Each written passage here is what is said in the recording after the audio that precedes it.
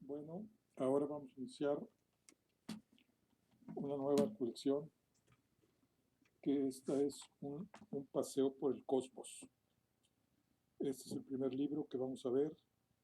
El título es La materia oscura, el elemento más misterioso del universo. Vamos a ver qué es la materia oscura. Dice, en las últimas décadas se ha constatado que un tipo nuevo de materia, radicalmente distinta a la tradicional, se extiende por todo el universo, llamada oscura, por lo difícil que resulta detectarla. Es mucho más abundante que la materia ordinaria, junto con la no menos misteriosa energía oscura. Constituye el 95% del contenido total del cosmos. Tal es su densidad que de ellas depende el destino de todo el universo. Las investigaciones acerca de su naturaleza prometen abrir nuevos horizontes a nuestra comprensión de la realidad. Alberto Casas es director del Instituto de Física Teórica y profesor investigador del CSIC. Alberto Casas, se me dice que es el autor. Vamos a ver quién es el autor.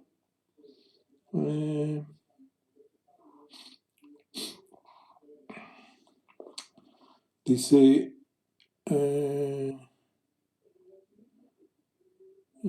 dirección científica Alberto Casas González por el texto.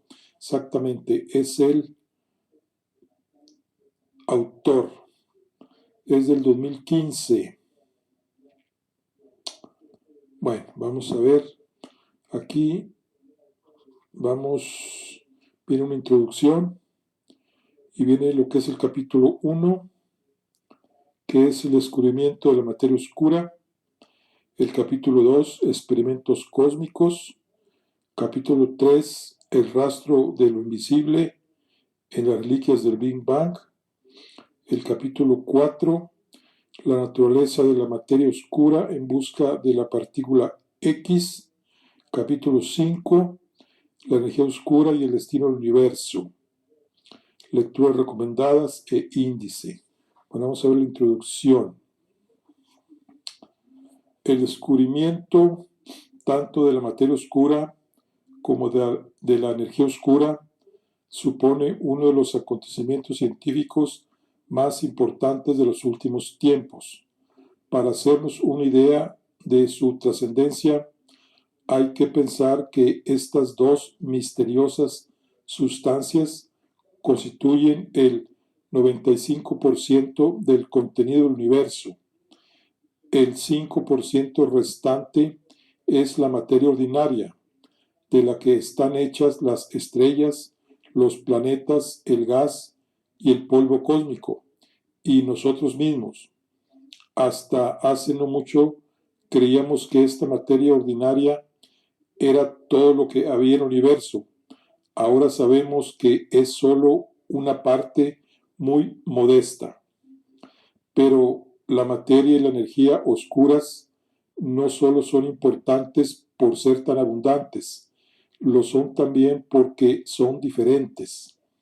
Las teorías actuales de la física de partículas describen de forma excelente el comportamiento y las propiedades de la materia ordinaria, pero son insuficientes para entender la existencia y características de la materia y la energía oscura.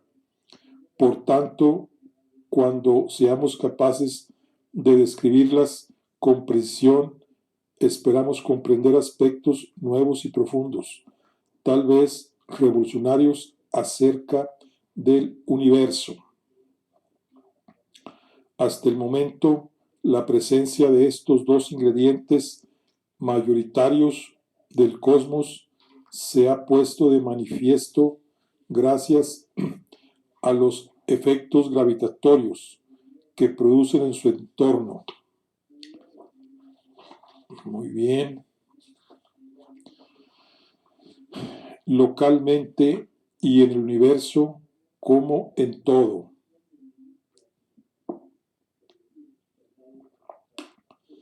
Las evidencias, como veremos, son realmente abrumadoras, sobre todo en el caso de la materia oscura, pero aún carecemos de una detección directa que nos informe sobre sus características concretas.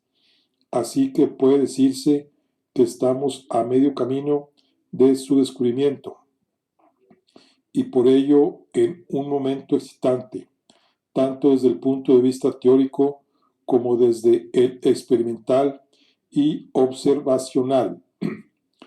Puede compararse esta situación con la época de los grandes navegantes y descubridores del Renacimiento.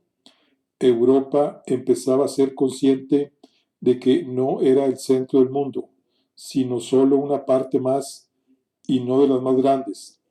Se sabía muy poco del resto. Había muchas razones, había muchas zonas inexploradas y lo que pudiera haber en ellas era una incógnita. Paradójicamente, a la vez que se estaba conociendo mejor cómo era realmente el mundo, este se hacía más misterioso y también más prometedor. Al fin y al cabo, esa tierra incógnita no dejaba de ser una oportunidad dependiendo de lo que contuviese y cómo se aprovechara. De manera semejante, sabemos que la materia y la energía oscuras están allí, aunque todavía ignoramos mucho sobre su naturaleza. Y no solo están ahí fuera, sino también aquí, entre nosotros, ya que se extienden por todo el universo.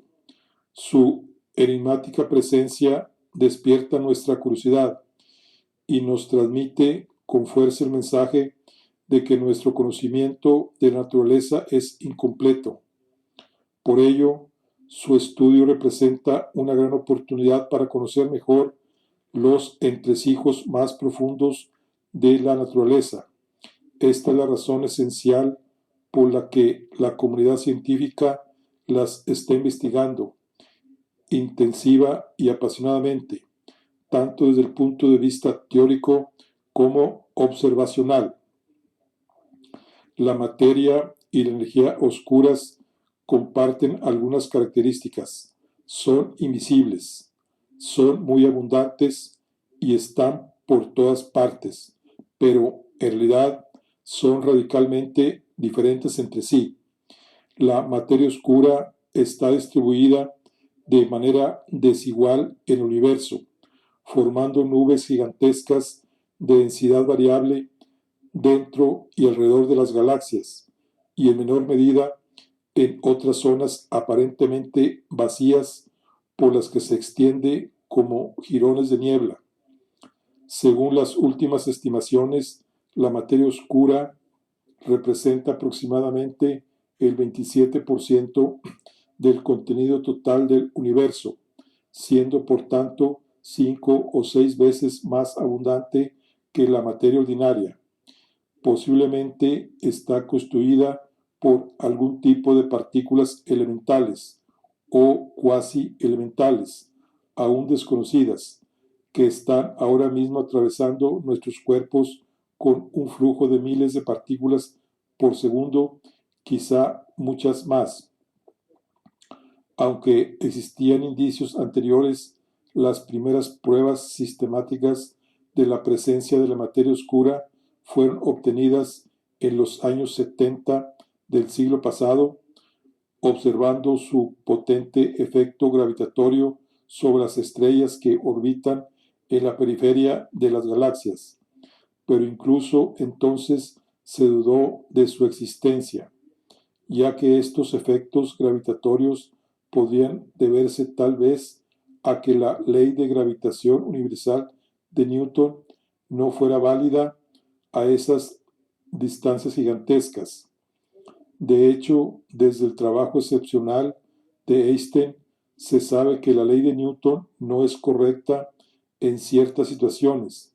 Sin embargo, en este caso hay pruebas convincentes de que la materia oscura está realmente ahí. Como veremos, estas evidencias provienen del estudio de situaciones cósmicas singulares, como choques de cúmulos galácticos que suponen auténticos experimentos naturales de dimensión colosal. Por otro lado, se planteó también la duda de si la materia oscura no sería en realidad materia ordinaria que hubiese adoptado una forma difícil de detectar. Por ejemplo, pequeños planetoides vagando por el espacio interestelar e intergaláctico. Sin embargo, esta posibilidad está prácticamente descartada. Para entenderlo, nos remontaremos a los primeros instantes de vida del universo, la época del Big Bang. Aquella gran explosión dejó tras de sí reliquias que aún podemos observar en el universo y que certifican lo ocurrido en aquel periodo primitivo y violento. Por ejemplo, cuando se formaron los primeros átomos, el universo se volvió transparente y lleno de luz. Esta luz ha llegado hasta nuestros días en la forma de un débil fondo de radiación de microondas que se detectó por primera vez en 1964. Pues bien, la materia oscura estaba ya presente en aquella época remota y dejó unas huellas inconfundibles en ese fondo de radiación, de forma semejante a las huellas que dejaría un imaginario hombre invisible caminando sobre la nieve. El estudio de estas huellas realizado ya en el siglo XXI ha proporcionado información valiosísima sobre la naturaleza de la materia oscura y que virtualmente excluye la posibilidad de que se trate de materia ordinaria. Pero entonces, ¿qué es la materia oscura? Para acercarnos a esta cuestión, repasaremos lo que conocemos sobre la materia ordinaria, la cual también encierra secretos y rompecabezas teóricas fascinantes. La solución a estos rompecabezas parece requerir la existencia de física nueva aún desconocida, pero para la que hay propuestas apasionantes. Por ejemplo, la existencia de dimensiones espaciales extras, además de las de tres ordinarias. Es posible que la materia oscura sea una consecuencia de esa nueva física y de hecho, como veremos, los candidatos más estudiados surgen de estas propuestas teóricas. En todo caso, la comunidad científica está realizando un gran esfuerzo por detectar la materia oscura, siguiendo distintas estrategias y realizando experimentos de tipos muy diversos, situados, por ejemplo, en minas profundas, en el hielo del Polo Sur o en sondas espaciales. Además, puede que se consiga pronto que se consiga producirla artificialmente en los aceleradores de partículas modernos como el LHC, aunque la deseada detección directa no haya ocurrido todavía. Estos esfuerzos experimentales no han sido en vano. Ahora sabemos muchas cosas que la materia oscura no puede ser, de lo contrario ya habría sido detectada. Por su parte, ya sabemos muchas cosas que la materia oscura no puede ser, de lo contrario ya habría sido detectada. Por su parte, la energía oscura es aún más extraña. Consiste en una especie de energía asociada al propio espacio que llena de manera uniforme todo el universo, incluso los espacios aparentemente vacíos. Podemos imaginarla como un campo semejante al campo eléctrico, pero con características distintas, que llena el cosmos de forma homogénea. Aunque su densidad es realmente minúscula, en el volumen de la Tierra hay solo unos 7 miligramos de energía oscura. El hecho de que se extiende por los grandes espacios aparentemente vacíos del cosmos hace que su contribución total sea muy significativa. Representa aproximadamente el 68% del contenido del universo. El 32% restante es la suma de la materia oscura y la ordinaria. Las primeras indicaciones de su existencia se obtuvieron en 1998, cuando, contra todo pronóstico, se observó que el universo estaba acelerando su ritmo de expansión, un efecto que no puede causar la materia, ni ordinaria ni oscura. La energía oscura es el ingrediente más abundante del universo y el que marcará su destino, ya que la expansión acelerada que produce terminará por separar las galaxias de forma tan extrema que solo las más cercanas permanecerán visibles. El resto desaparecerá de nuestro universo observable a todos los efectos. Los futuros habitantes de nuestra galaxia contemplarán un cosmos completamente vacío y oscuro. Explicar el origen y la abundancia de la energía oscura supone un reto extraordinario para la física. Las posibles explicaciones que ahora mismo maneja la comunidad de física teórica entran de lleno en el campo de la especulación. Entre ellas está la noción de multiverso. Cabe la posibilidad de que la evolución cósmica haya generado zonas en el universo desconectadas unas de otras y con propiedades físicas diferentes. De ahí la palabra multiverso. El hecho de que los seres humanos solo podamos existir en un universo con las propiedades adecuadas para el surgimiento de la vida, lo que se conoce como el principio antrópico, podría explicar la abundancia de energía oscura que observamos y también otras propiedades intrigantes de las leyes físicas. Un multiverso así puede haber sido generado por otro proceso de expansión acelerada, semejante al que estamos viviendo ahora, pero ocurrido al comienzo del universo y de una magnitud colosal. En un escenario de este tipo, dominado universo inflacionario, nuestro universo particular sería una burbuja habitable dentro de un océano espacial que podría seguir expandiéndose indefinidamente de manera vertiginosa. En este hipotético caso, nuestro universo se apagará, pero la producción de nuevas burbujas, es decir, nuevos universos, continuará eternamente. Se trata de hipótesis audaces, cierto, pero la historia de la ciencia nos ha enseñado que, a menudo, la realidad supera la más atrevida de nuestras conjeturas.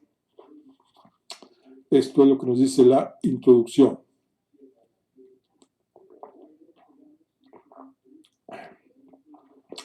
Vamos a ver lo que es el capítulo 1.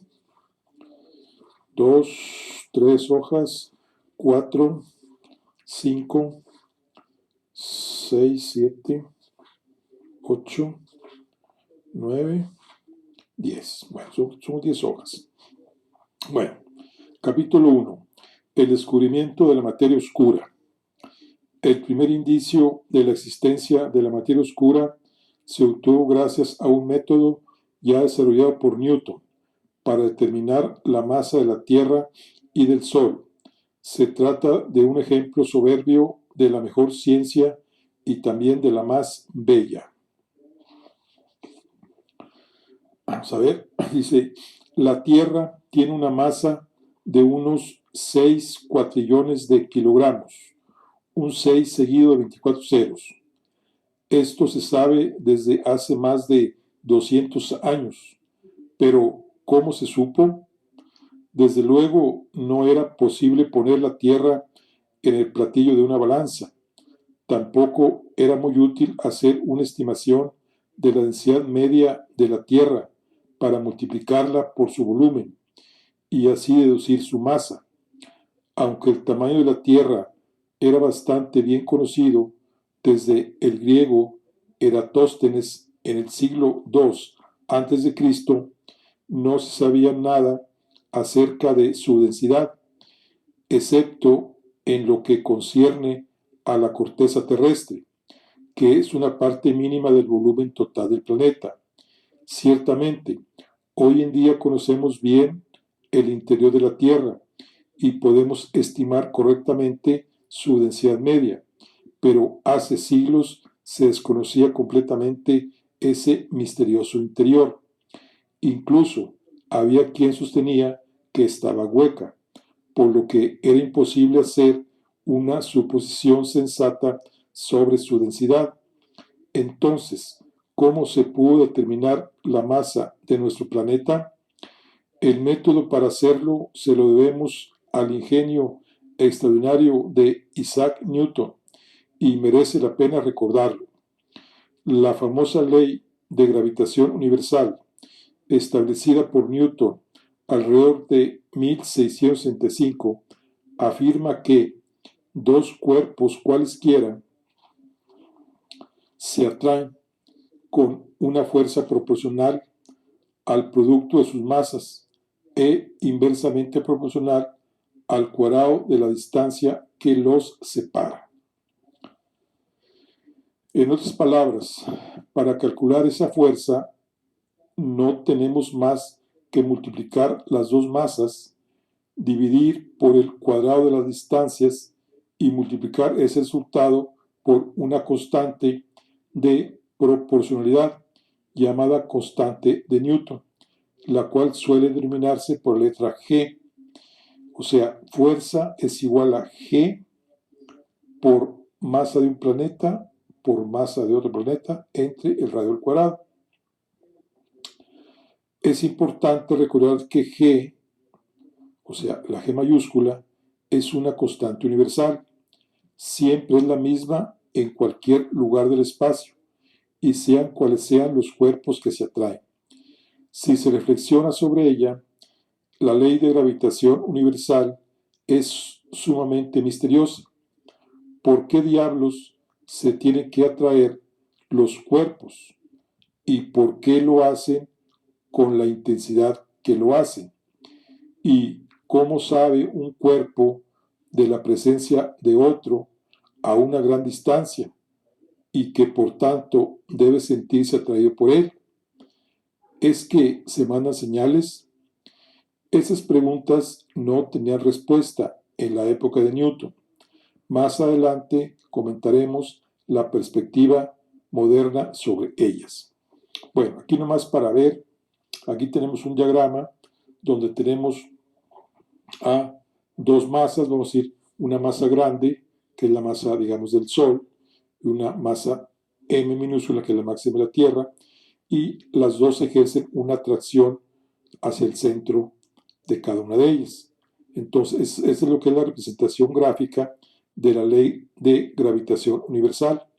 La fuerza F con la que se atraen dos cuerpos de masa M1 y M2 separadas por una distancia R está dada por la fórmula fuerza es igual a G M1 por M2 sobre R al cuadrado, donde G es una constante llamada constante de Newton.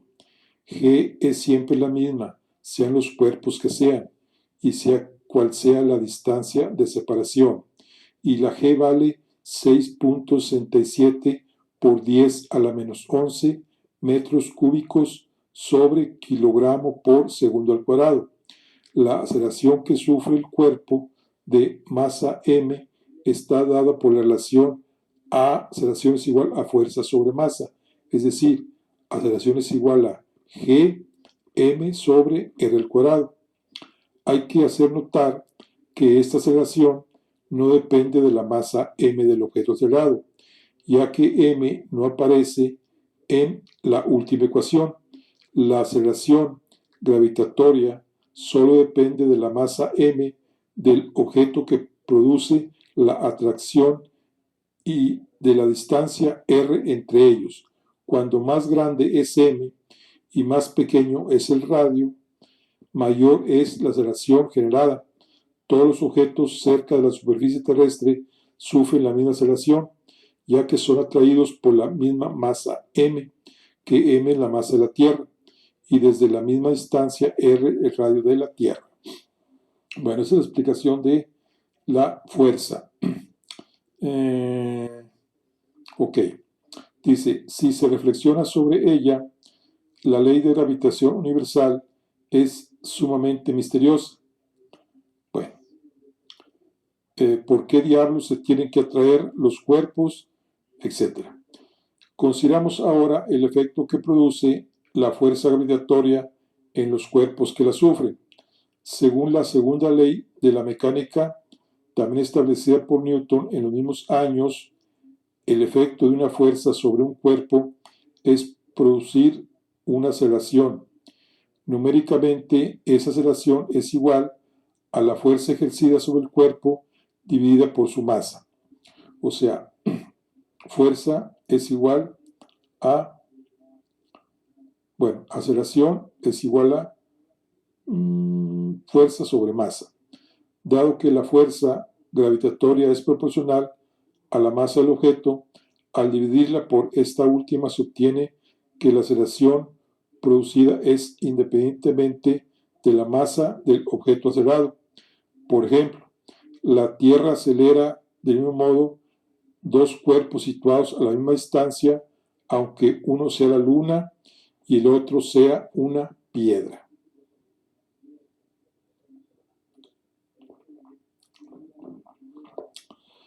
Podemos aplicar esta ley a los objetos ordinarios que están cerca de la superficie terrestre y que caen atraídos por la Tierra. Para todos ellos, la masa que les atrae es la misma y también es aproximadamente igual a la distancia de separación, ya que coincide con el radio terrestre, unos 6.370 kilómetros.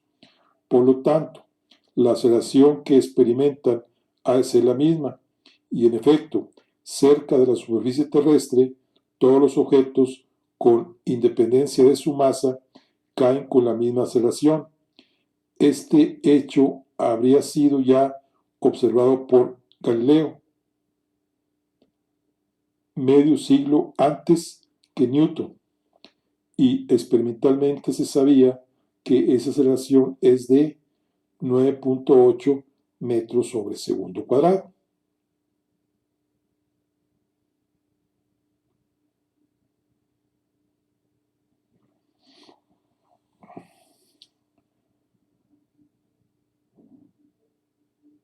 Notemos que el valor de esta aceleración depende solo de la masa de la Tierra, del radio terrestre y de la constante de proporcionalidad G. Dado que el radio terrestre era conocido, Newton pudo deducir cuál debía ser la masa de la Tierra para que la aceleración de la gravedad en su superficie coincidiera con el valor experimental. Sin embargo, para realizar el cálculo, Newton necesitaba saber el valor de la constante de proporcionalidad, G, que aún no se conocía. Por ello, tuvo que contentarse con calcular el valor del producto de G por la masa de nuestro planeta, pero no ambos por separado. No obstante, el propio Newton propuso un método para determinar G, medir la fuerza gravitatoria que se ejercen dos pesadas bolas metálicas a una distancia corta. Esta fuerza está dada también por la ley de gravitación universal. Como en el experimento propuesto se conocen las masas y la distancia entre ellas, midiendo la fuerza producida, podemos deducir el valor de la constante de proporcional G. La primera persona que consiguió hacer esto usando dos bolas de plomo fue Henry Cavendish en 1798, más de un siglo después de la propuesta de Newton. Una vez conocido G, Cavendish pudo finalmente determinar la masa de la Tierra, es decir, los 6 cuatrillones de kilogramos. Por cierto, la densidad media de la Tierra resulta ser unas 5.5 veces la densidad del agua. O sea que la densidad del agua, nomás para darnos una idea, son 1000 kilogramos por metro cúbico. Entonces la densidad de la Tierra son 5500 kilogramos por metro cúbico. O sea que un metro cúbico de tierra pesa 5500 kilos. Bueno, vamos a ver ahora las órbitas.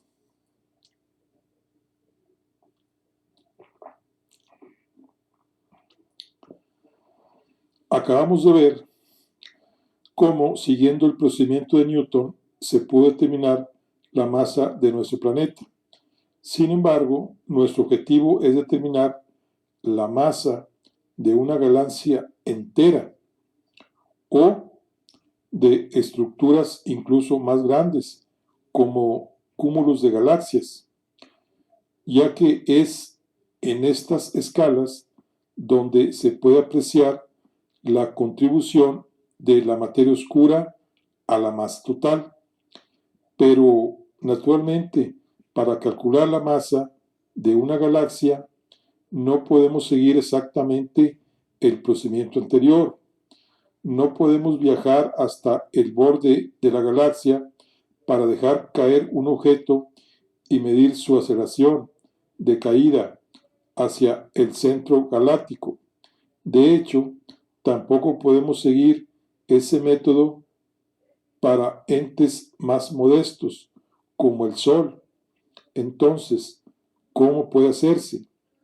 La clave está en las órbitas seguidas por los objetos que giran alrededor de las grandes masas que queremos conocer.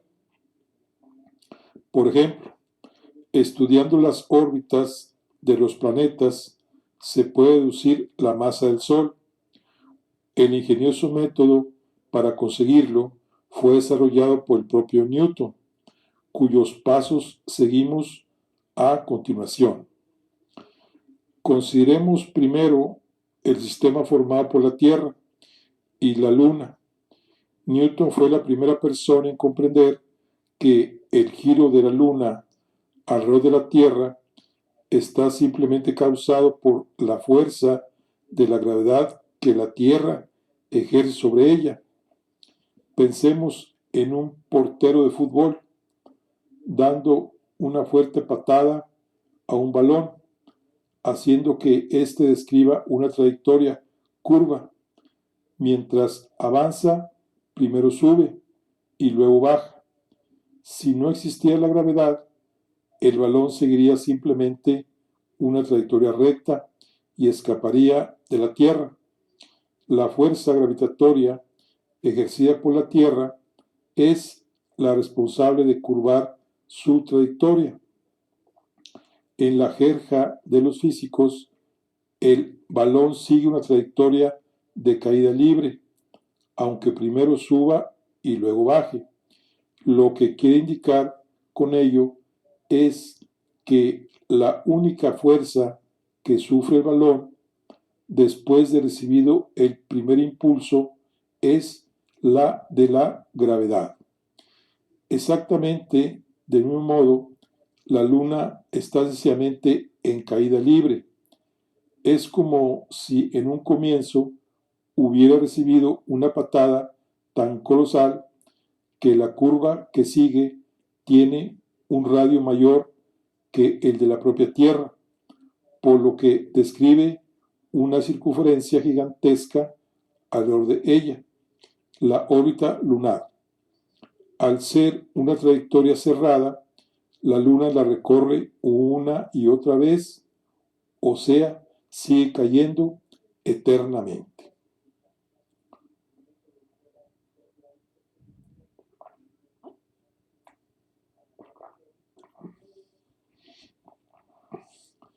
Newton no solo tuvo esta intuición genial, sino que la demostró matemáticamente. La idea es la siguiente. La Luna sigue una trayectoria curva, por lo que la dirección en la que apunta su velocidad cambia continuamente. Por tanto, la Luna está experimentando una aceleración llamada aceleración centrípeta por estar dirigida hacia el centro de la circunferencia, tal como demostró el propio Newton y un poco antes el físico holandés Christian Huygens.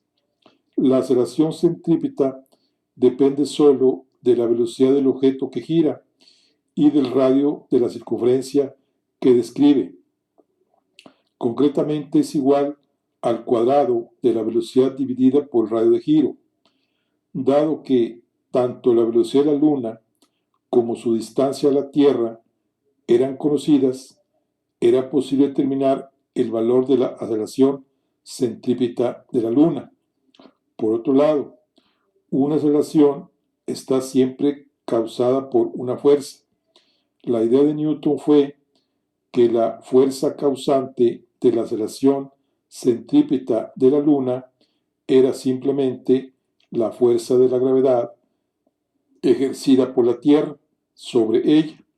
En otras palabras, la aceleración centrípeta de la Luna debía coincidir con la aceleración gravitatoria.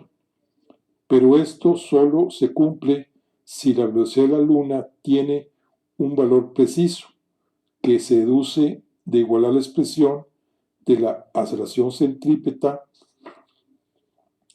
con la de la aceleración gravitatoria. Concretamente, la velocidad de la Luna debía ser velocidad es igual a la raíz cuadrada de g mayúscula por m entre r. Es importante notar que esta ecuación es simplemente una consecuencia de la ley de gravitación universal de Newton y en realidad es válida para cualquier cuerpo orbitando alrededor de una gran masa m a una distancia r. Pero para el caso de la Luna, su distancia a la Tierra era conocida desde los tiempos de Aristarco de Samos en el siglo III a.C. Por otro lado, Newton no conocía el valor de G ni el de M por separado, pero como vimos anteriormente, si había podido determinar el valor de su producto G por M, que es precisamente la cantidad que aparece en la ecuación anterior, si efectivamente la Luna está en caída libre, su velocidad ha de ser necesariamente la que nos indica esta ecuación, y lo es. El propio Newton pudo comprobar para su satisfacción que la velocidad predicha para la Luna coincidía con la observada, obteniendo así una confirmación de que su ley de gravitación no se cumplía solo en la superficie terrestre, sino también en distancias planetarias, lo que le dio una enorme confianza en su universalidad. Es interesante mencionar que Newton realizó ese trabajo excepcional sobre el movimiento de la Luna en 1666, al poco tiempo de proponer su ley de gravitación y cuando solo contaba 23 años de edad.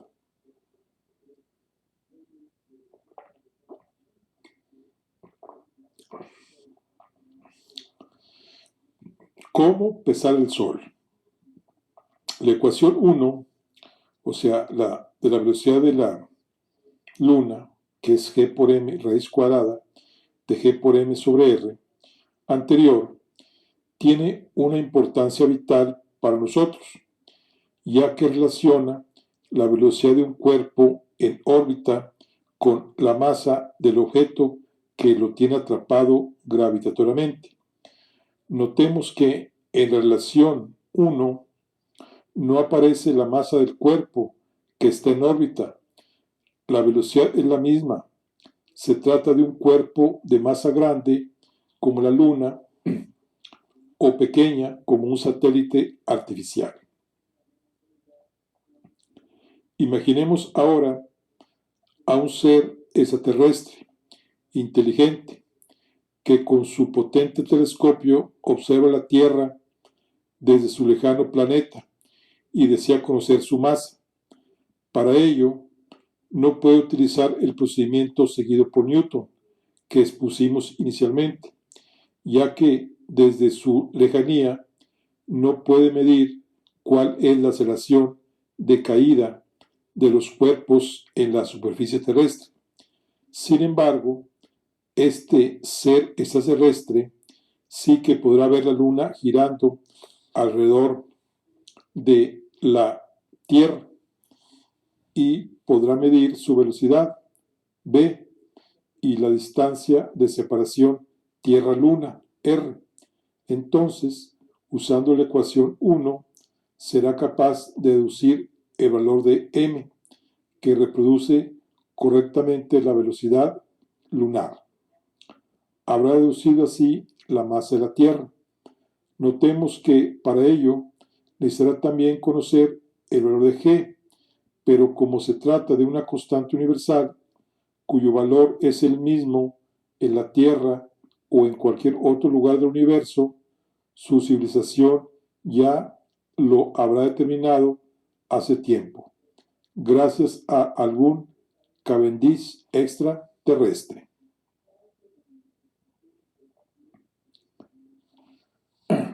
De forma exactamente análoga, nosotros podemos determinar la masa de los objetos celestes, simplemente midiendo la velocidad de los cuerpos que orbitan en torno a ellos y usando la ecuación 1. Por ejemplo, podemos determinar la masa del Sol usando la velocidad de traslación de la Tierra en torno al Sol y la distancia de separación entre ellos. Nuevamente, esto fue llevado a cabo por Newton, que pudo así evaluar cuántas veces es la masa del Sol mayor que la de la Tierra. Su cálculo fue correcto, pero como la distancia Tierra-Sol no estaba todavía bien medida, el valor que obtuvo se quedó algo corto. Hoy sabemos, usando el mismo procedimiento que Newton, que la masa del Sol es unas 333,000 veces la masa de la Tierra. Como veremos enseguida, fue el uso de esa misma relación el que permitió poner de manifiesto la presencia de la enigmática materia oscura. Entonces, la masa del Sol es 333,000 veces la masa de la Tierra. O sea, quiere decir que es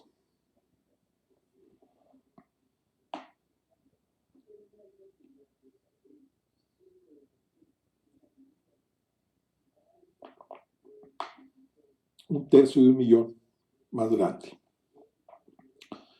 Merece la pena comentar que el genio de Newton fue aún más allá.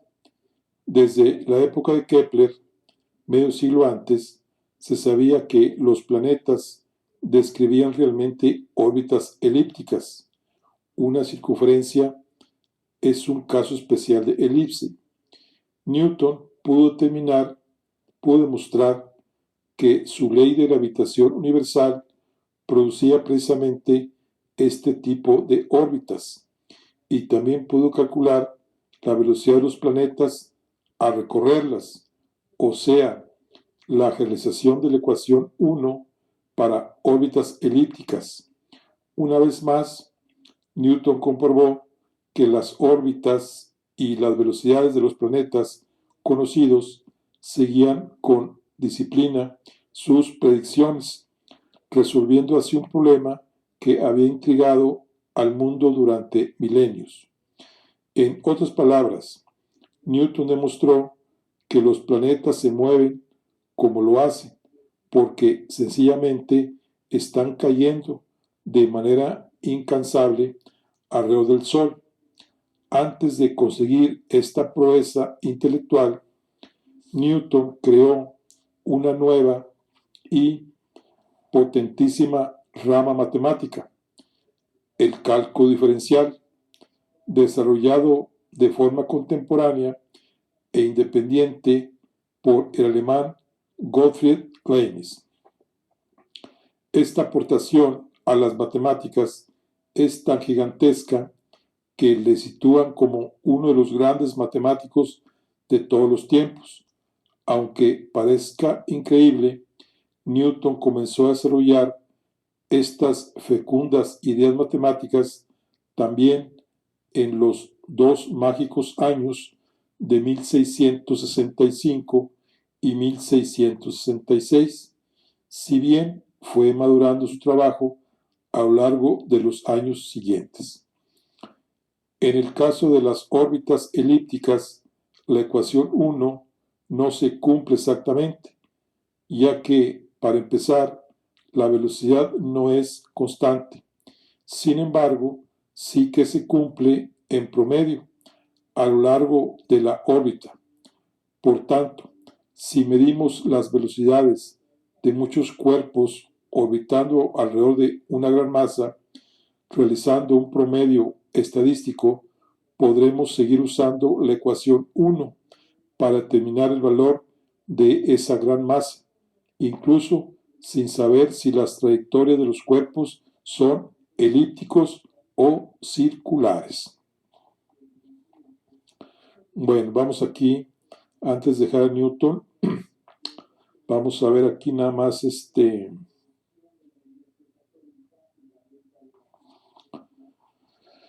el joven Newton, lo que hizo el joven Newton, dice, en 1661 Isaac Newton ingresó en el Trinity College de Cambridge y recibió el título de bachiller en 1665, a los 22 años.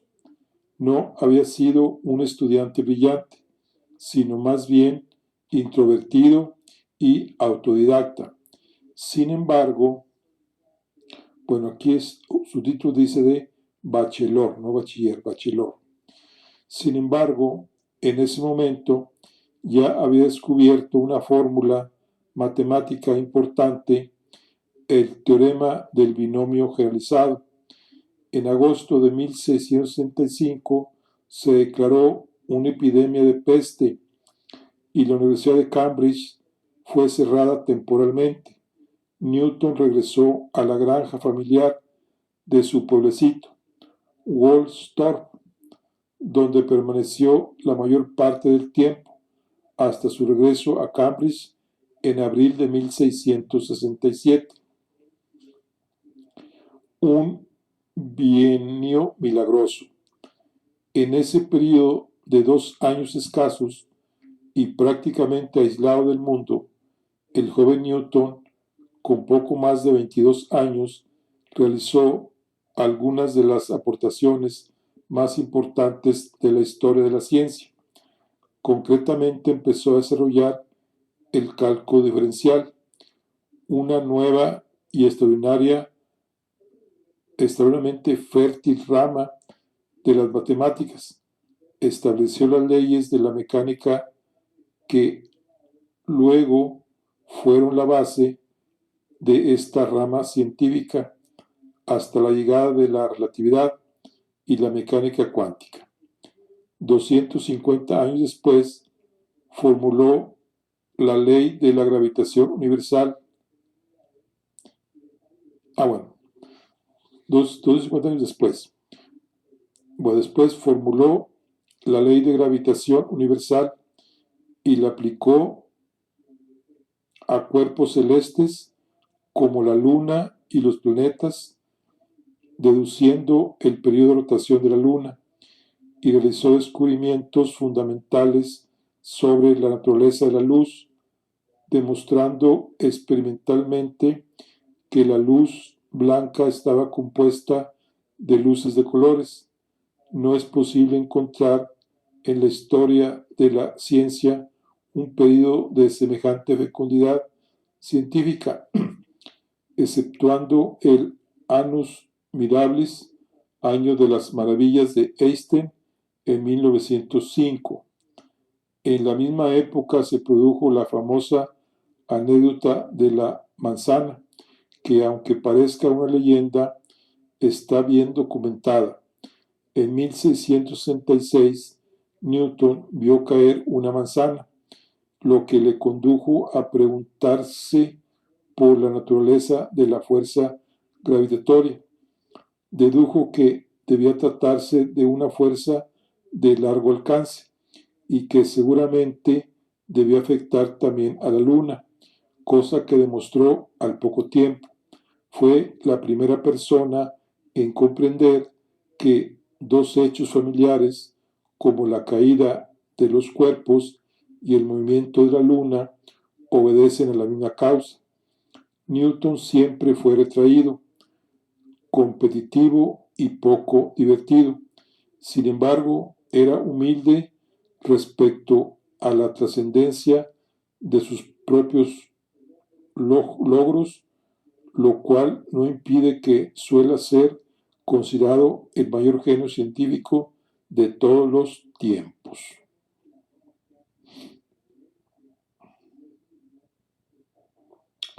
Muy bien, bueno. Ahora vamos a ver cómo pesar una galaxia. Ya pesamos el Sol. Bueno, vamos a ver la galaxia. Vamos a ver qué nos dice Alberto Casas. Dice, la cosa más bella que podemos experimentar es el misterio. Es la fuente de toda ciencia y arte verdaderos. Albert Einstein. Bueno, ¿cómo pesar una galaxia? El Sol es solo una estrella más entre los centenares de miles de millones que forman nuestra galaxia. La Vía Láctea, así se llama nuestra galaxia, que aparece representada en las páginas 26 y 27. Bueno, como muchas otras galaxias, la Vía Láctea tiene la forma de un disco gigantesco que contiene varios brazos espirales que se enroscan alrededor de un núcleo más denso. La Vía Láctea tiene grandes cantidades de estrellas, gas y polvo. En uno de los brazos exteriores está situado el Sol, nuestra estrella. El núcleo galáctico tiene forma de barra, razón por la que la Vía Láctea se considera actualmente una galaxia del tipo espiral barrada.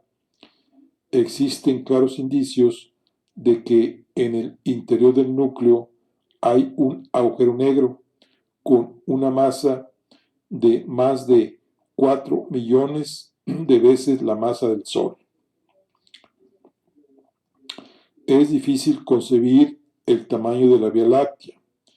El diámetro del disco es aproximadamente 100.000 años luz. Podemos compararlo con el tamaño de la órbita de la Tierra alrededor del Sol, que tiene un gigantesco diámetro de 300 millones de kilómetros. Si nos imaginamos el círculo descrito por la órbita terrestre como una letra o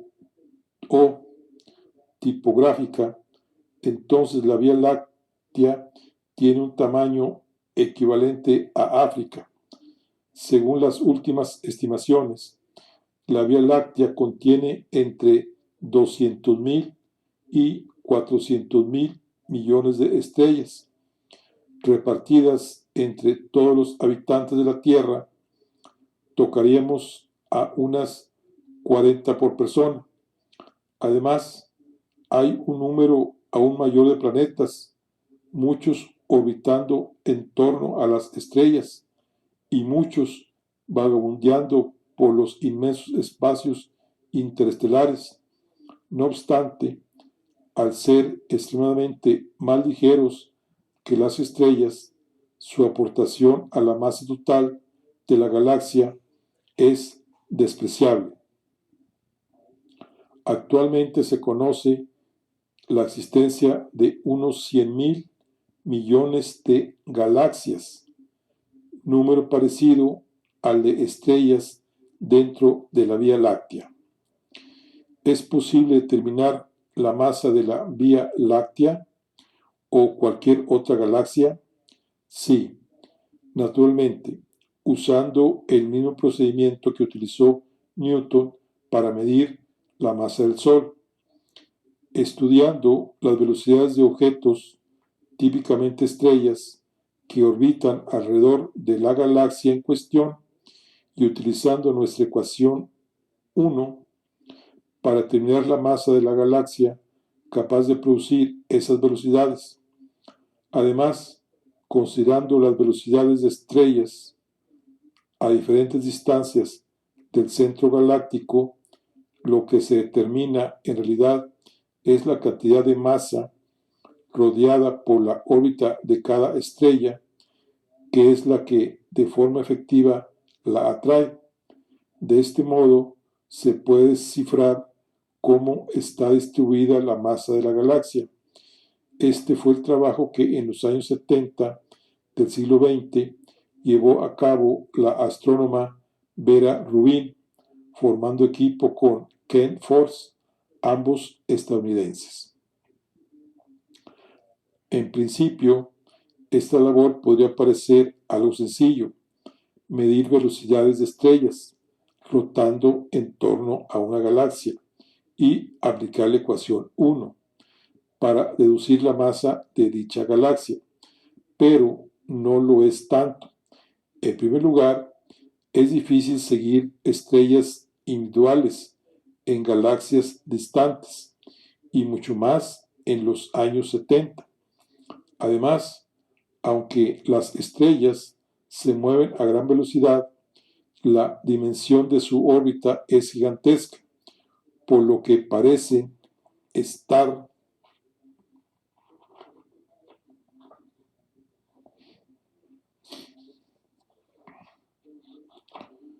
quietas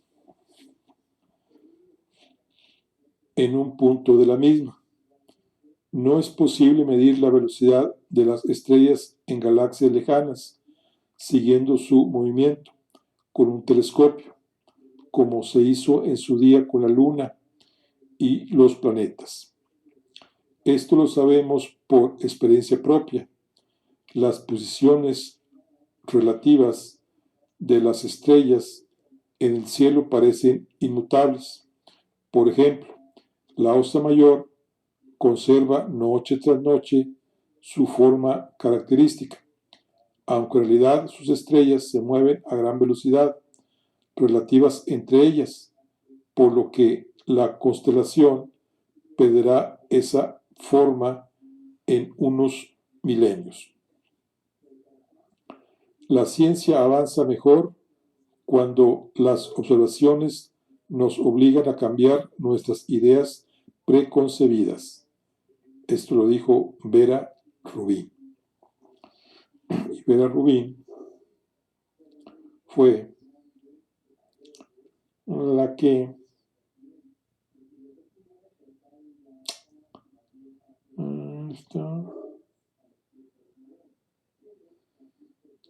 Vera Rubin, la que supuestamente la astrónoma Vera Rubin, que pesó o trató de pesar las galaxias.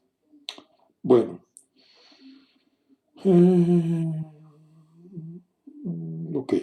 Para superar estas dificultades, Rubin y Ford utilizaron la técnica del efecto Doppler. Imaginemos a un tenista que nos lanza pelotas desde el fondo de una pista al ritmo constante de una por segundo. Lógicamente, nosotros la recibimos también al mismo ritmo de una por segundo, ya que cada pelota tarda el mismo tiempo en llegar a nosotros. Imaginamos que todas son lanzadas con la misma velocidad.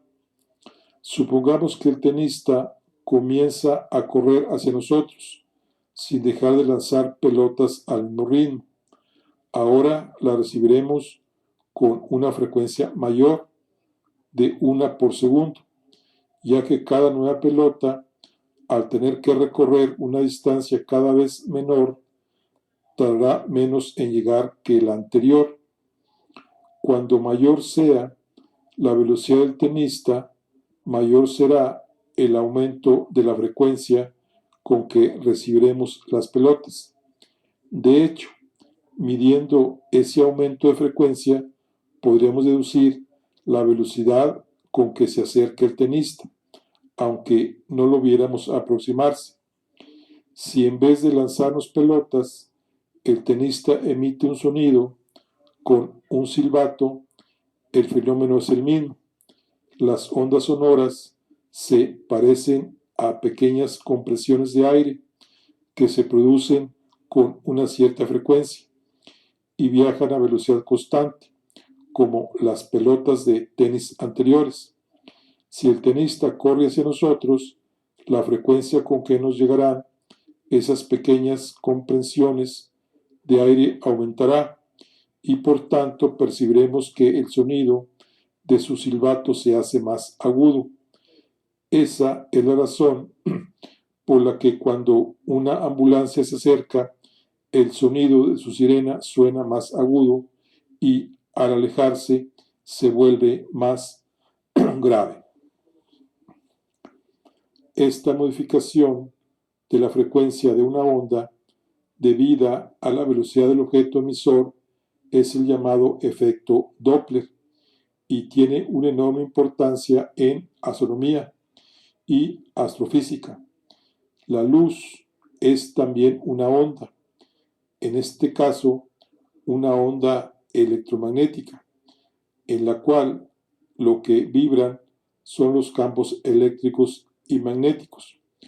Para la luz visible, la frecuencia más baja corresponde a la luz roja y la más alta al azul y violeta.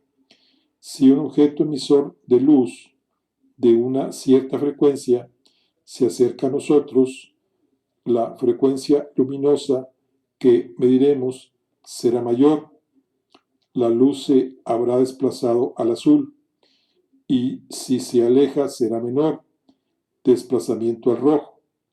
Por tanto, midiendo el desplazamiento al rojo o al azul de las frecuencias de las ondas luminosas que nos envían las estrellas o cualquier otro objeto del cielo, podemos deducir su velocidad de acercamiento o alejamiento de nosotros. Para hacer un estudio de este tipo, hay que considerar luces con frecuencias conocidas a priori. Concretamente, el hidrógeno y otros elementos presentes en las estrellas poseen líneas de emisión y absorción de luz con frecuencia perfectamente establecidas en el laboratorio. El estudio de desplazamiento hacia el rojo o el azul de estas líneas es el que permite determinar la velocidad de las estrellas emisoras respecto a nosotros. Rubin y Ford aplicaron esta conocida técnica de forma perfeccionada y sistemática a las estrellas de muchas galaxias, evaluando así sus velocidades. Esto les permitió por primera vez determinar la masa total de cada galaxia y su distribución dentro de la misma.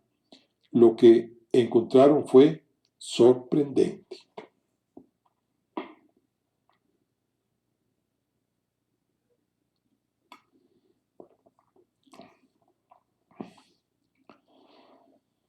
la materia oscura hace su aparición. La cuestión es que existía una expectativa razonable sobre cuál sería la masa de las galaxias. Al fin y al cabo, en apariencia, una galaxia está construida principalmente por estrellas que brillan. Como conocemos bien el funcionamiento de las estrellas, es posible hacer una buena estimación de la masa total de estrellas y a partir del brillo total de la galaxia. Además, está el gas de la galaxia, fundamentalmente hidrógeno y helio, que puede tener una masa comparable a la de las estrellas. Actualmente conocemos bien la masa contenida en el gas galáctico, gracias al estudio de los rayos X que este gas emite. Toda esta materia, gas y estrellas, constituye la mayor parte de la masa ordinaria de la galaxia, la única conocida en tiempos de Rubin. Por tanto, a priori se creía tener una idea clara de cuál debía ser la masa de las galaxias y cómo estaba distribuida.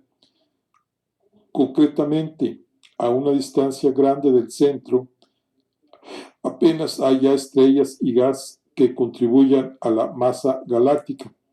Por ello, para las estrellas distantes del centro galáctico, la velocidad debía disminuir rápidamente con la distancia.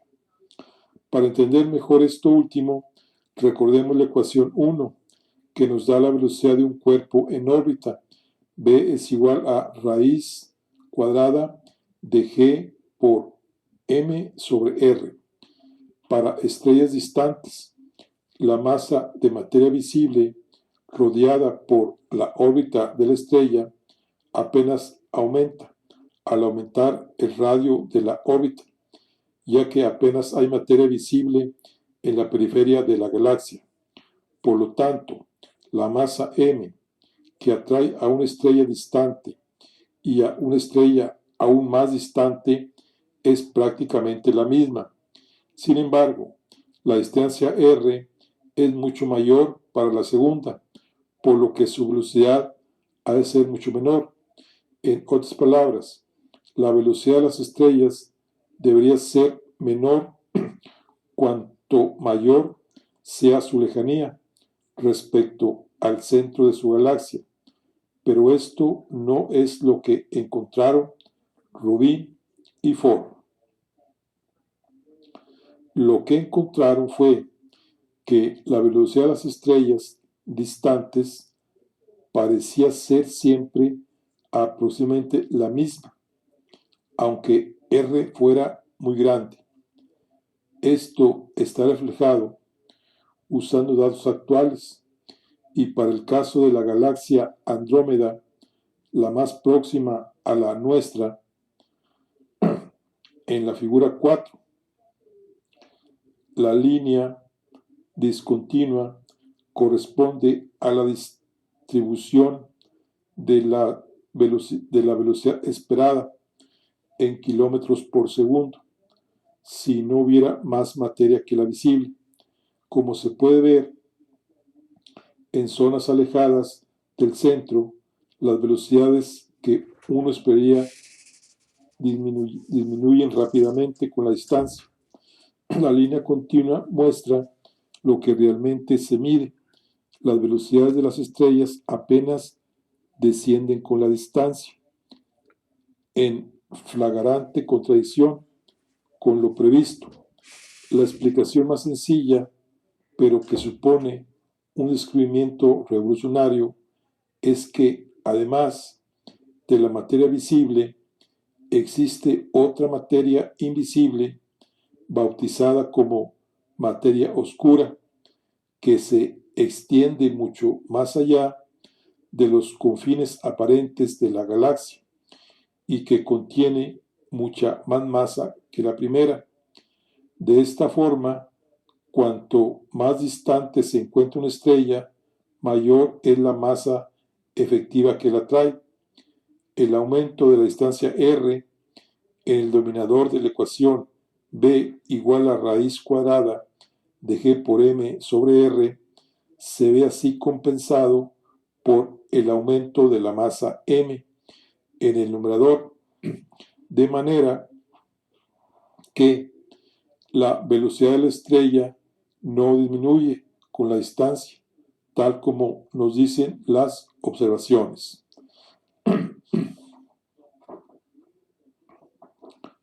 Rubin y Ford estudiaron unas 70 galaxias, encontrando el mismo fenómeno una y otra vez. Generalmente se considera que esta fue la primera evidencia clara y general de la presencia de materia oscura en el universo. Desde luego, fue la primera evidencia tomada en serio por la comunidad científica, lo que situó el estudio de la materia oscura entre las prioridades de la investigación astrofísica. Las conclusiones del pionero estudio de Rubin y Ford han sido confirmadas posteriormente por muchas observaciones independientes. Típicamente, la masa visible ordinaria de una galaxia es del orden del 10% de la misma. El 90% restante es materia oscura. Este es el caso también de nuestra galaxia, la Vía Láctea. De hecho, existen algunas galaxias, normalmente galaxias pequeñas, formadas casi por entero, en un 99% por materia oscura. A nivel cósmico, sin embargo, la proporción de materia oscura es algo menor, entre un 80% y un 85% de la materia total del universo, siendo el 15 al 20% restante materia ordinaria. La razón es que la mayor parte de la materia ordinaria del universo no está en las galaxias, sino en el gas intergaláctico que flota entre ellas, constituido fundamentalmente por hidrógeno y helio.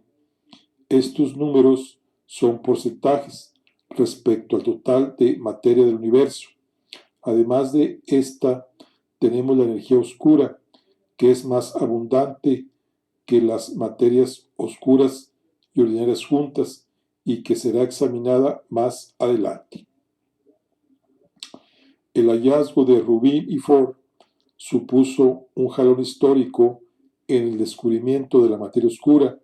Sin embargo, ellos no fueron los primeros en observar indicios de su existencia. Posiblemente tampoco percibieron al principio toda la trascendencia de lo que estaban encontrando.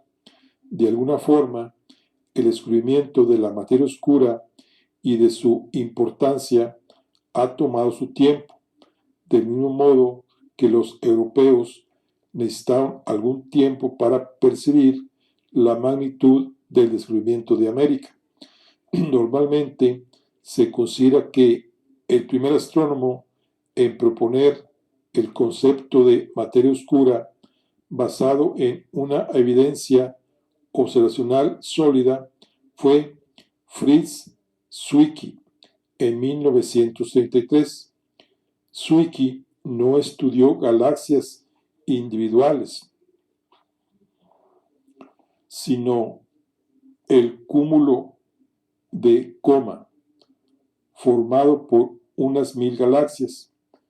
De la misma forma que se puede pesar una galaxia, se puede pesar un cúmulo de galaxias. Esto es lo que hizo Zwicky, estudiando las velocidades de las galaxias, no de las estrellas individuales, dentro del cúmulo. Al igual que Rubin y Ford, 40 años después, Zwicky observó que dichas velocidades eran mucho más altas de lo esperado, por lo que debía existir algún tipo de materia oscura en el cúmulo. En realidad, Zwicky sobreestimó el porcentaje de materia oscura en el cúmulo de Coma, debido a que no consideró el gas intergaláctico presente en el cúmulo y que de hecho representa la mayor parte de la materia ordinaria en el mismo. No pudo considerarlo porque aún no se disponía de la instrumentación necesaria para poder observarlo. Además, Zwicky partió de estimaciones erróneas acerca del ritmo de expansión del universo, un parámetro importante cuando se quiere determinar posiciones de galaxias lejanas. Aún así, acertó en lo esencial. Sin embargo, su trabajo apenas fue tenido en cuenta por la comunidad científica. Los astrónomos y astrofísicos tendieron a pensar que cuando se dispusiera de mejores datos, los hechos encontrados por Zwicky se podrían explicar de otra manera, sin recurrir a una misteriosa materia oscura. El caso es que, para desesperación de Zwicky, la investigación en este campo estuvo prácticamente detenida durante casi 40 años, hasta el trabajo de Rubin y Ford en los 70. Merece la pena señalar que Fritz Zwicky fue un auténtico genio, adelantado a su época y poco reconocido en vida, quizá debido en parte a su carácter cáustico con sus colegas, además de su trabajo pionero en la materia oscura. Fue el primer astrofísico en proponer que las supernovas eran explosiones de estrellas que dejaban tras de sí una estrella de neutrones,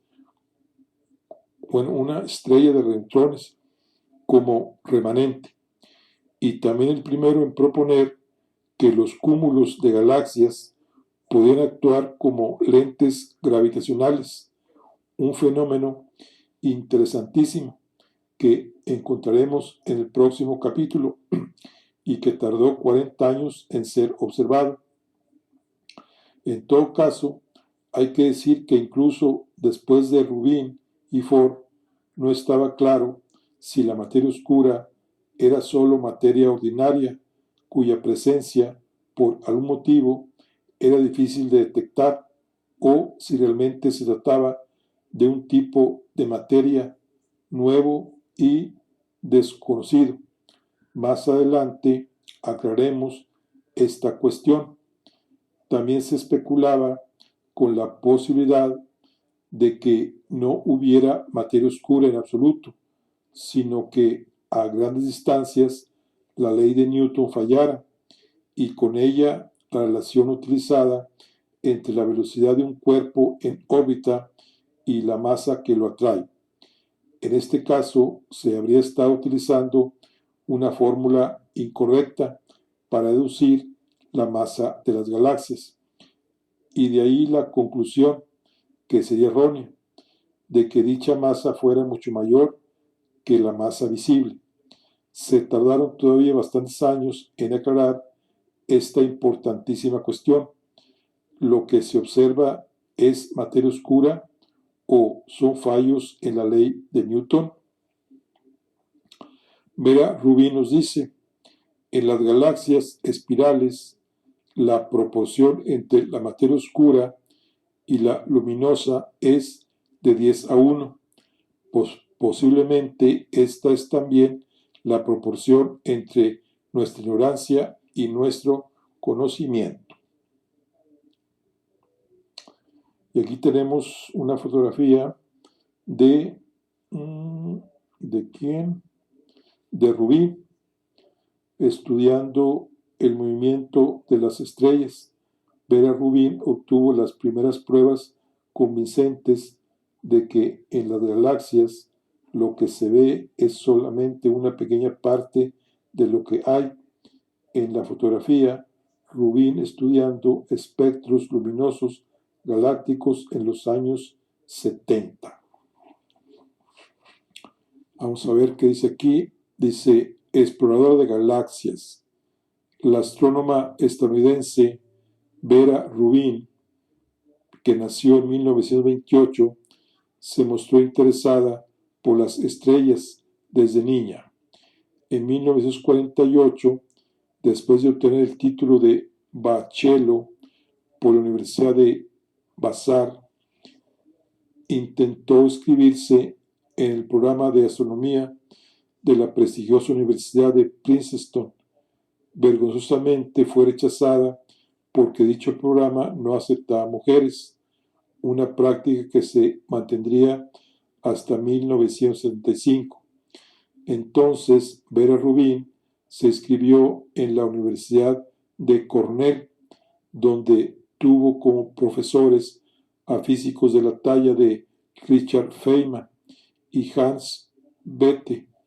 Más tarde, en 1954, se doctoró en la Universidad de Georgetown, dirigida por el también gran físico George Gamow, y algunos años después, en 1965, consiguió un puesto en la institución Carnegie de Washington, donde ha permanecido desde entonces. En aquel mismo año fue la primera mujer autorizada a utilizar el observatorio del Monte Palomar. El hallazgo de la materia oscura. En los años 60, Rubin formó equipo con el astrónomo Ken Forbes, que había desarrollado un espectrómetro de alta sensibilidad para estudiar la dinámica de las estrellas en las galaxias espirales. Los cálculos de Rubin indicaban que el movimiento de las estrellas requería que las galaxias tuvieran mucho más masa de la que se podía observar. Rubin recordó la antigua afirmación de Zwicky en el sentido de que en el universo había una gran cantidad de materia oscura. Sus resultados confirmaban esta idea, aunque inicialmente las observaciones de Rubin también fueron recibidas con escepticismo. El trabajo era tan cuidadoso y concluyente que al poco tiempo fueron aceptadas por la comunidad. Como Vera Rubin afirmó, la ciencia avanza mejor cuando las observaciones nos obligan a cambiar nuestras ideas preconcebidas. Bueno, esta es Vera Rubin. Bueno, aquí concluimos lo que es el capítulo 1. Estamos con el libro de La materia oscura, un elemento más misterioso del universo, de Alberto Casas. Nos vemos en la siguiente. Hasta luego.